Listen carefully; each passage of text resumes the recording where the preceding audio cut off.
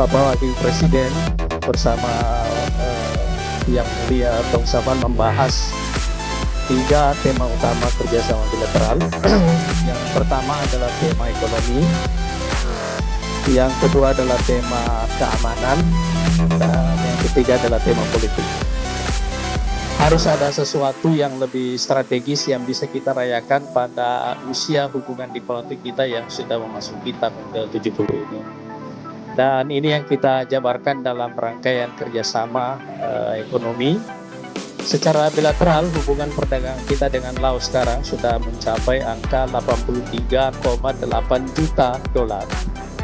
Yang kedua, kerjasama keamanan, terutama dalam menghadapi jaringan kejahatan internasional. Dan yang secara spesifik berhubungan dengan isu scam.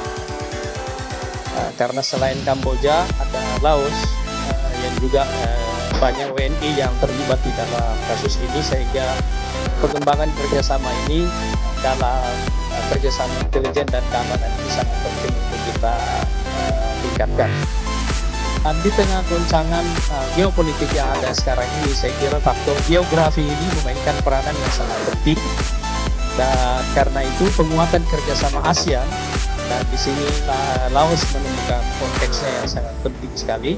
Dan karena investasi yang kita rencanakan di Laos ini berhubungan dengan agenda prioritas pemerintah, yaitu ketahanan pangan, sehingga dalam hal ini Laos dalam konteks ASEAN menjadi mitra dagang yang sangat strategis bagi Indonesia saat ini.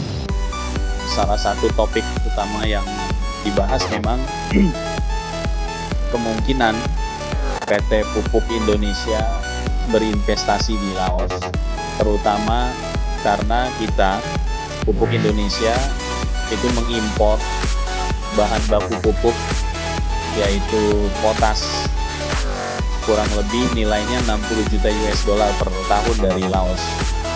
Tadi Bapak Wakil Presiden menyampaikan ke Yang Mulia Wakil Perdana Menteri untuk menjajaki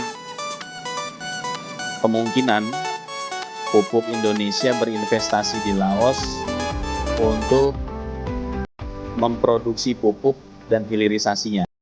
Maka tadi Bapak Wakil Presiden menyampaikan bahwa meminta kepada kami ya, di BP BUMN dan Danantara untuk menjajaki peluang investasi mengenai hilirisasi di bidang pupuk untuk meningkatkan kerjasama mewujudkan visi Bapak Presiden, yaitu tentang kedaulatan dan ketahanan pangan yang tidak hanya berfokus pada Indonesia, tapi juga ketahanan pangan dalam skala regional, yaitu Asia Tenggara dan Tadi dijelaskan kenapa pentingnya dan strategisnya Laos dalam pertemuan tadi dibahas itu.